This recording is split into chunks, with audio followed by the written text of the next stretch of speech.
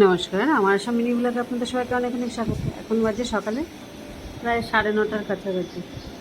জলখাবার শেষ, সব শেষ।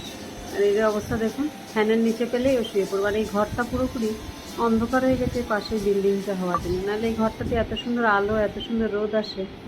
দিনের বেলা আর আমার এই ঘরটার মধ্যে লাইট না জ্বালালে হতো, কিন্তু এখন দিনের বেলা কোনো কাজ করতে গেলে রুমটার মধ্যে লাইট জ্বালাতে হয়। কী করবো, উপায় নেই। রান্নাঘরটা তো একটু আলো আছে, কিন্তু এই বেডরুমটার মধ্যে পুরোপুরি অন্ধকার হয়ে গেল। রান্নাবান্না সমস্ত কিছু শেষ, যার যার মতো টিফিন নিয়ে সবাই বেরিয়েও গেছে। এখন এসে রান্নাঘরে যা জলখাবারের বাসন যে কটা আছে, বাসনগুলোকে ধুয়ে মেজে পরিষ্কার করে নিই। জাবড়ার প্যাকেটটা এখন নিচে রাখলে এই কুকুরে নিয়ে টানাটানি করে, এটাকে বাসনের রেখে মধ্যে ঝুলিয়ে রাখতে হয় সেই দুপুর পর্যন্ত। যা থাকে সমস্ত এর মধ্যে ঝুলানো থাকে ব্যাগের মধ্যে। এর মধ্যে নিয়ে সমস্ত হচ্ছে সকাল থেকে একই নাগারে একটু তাড়াতাড়ি ওঠা হয়, কাজকর্মগুলো বেশ তাড়াতাড়ি হয়ে যায় দেখে। তাই সকালবেলা আমার 10:30টার মধ্যে বাসি কাজকর্ম, রান্নাবাড়া আর দিকে স্নান পূজা সমস্ত কিছুই শেষ হয়ে যায়। সেই লাস্টের দিকে যখন কাজগুলো থাকে তখন একটু আস্তে ধীরে বাসনপত্রগুলো ধুয়ে রান্নাঘরের তাকগুলো একটু মুছে নিয়ে, যেহেতু রান্নাবান্না শেষ, জলখাবারের যেগুলো প্লেট বেরিয়েছে, কখনো তো একটু তরকারি বা তরকারি ঝোল একটু পড়ে, তাই এগুলোকে নিয়ে। আর এই সাদা প্লেটগুলোর মধ্যে একটু তরকারি লাগলে বা ঝোল তেল মশলা লাগলে এমন বাজে দাগ হয়ে থাকে, এগুলোকে সবসময় ইউজও করা যায় না।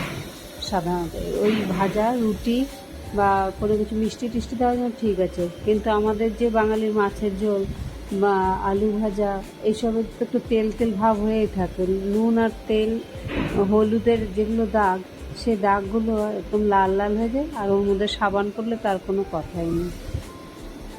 সকাল সকাল কাজকর্মগুলো সারা হয়ে গেলে নিজেও একটু বড় টেনশন ফ্রি হয়ে যায় সারাদিনের জন্য। যাক, আমারও এই আজ কাজকর্ম সব শেষ। এখন প্রায় 9:45টার কাছাকাছি বাজে।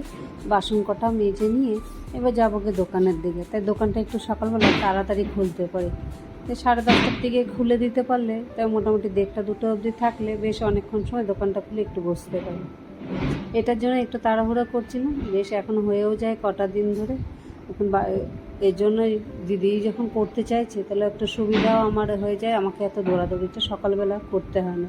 নাহলে বাসি কাজকর্মের সাথে রান্নাবান্না, জলখাবার, টিফিন নিয়ে প্রচণ্ড দৌড়াতে হয়। যাই হোক, এখানে কাজগুলো শেষ, এখন বেরিয়ে যাব দোকানটার থেকে এসে। তারপরে দুপুরে খাওয়া দাওয়া। রান্নায় আজকে তেমন কিছু একটা নেই, একদম শুক্রবার, তার মধ্যে নিরামিষ। আর সকালের যেহেতু রান্নাবান্নার কাজগুলো হয়েই গেছে, সেহেতু আজকে সারাদিনে আর রান্নাঘরের কোনো কিছুই নেই। চলুন এবার দোকান থেকে বেরিয়ে এসে, এখন বাজে 2টো।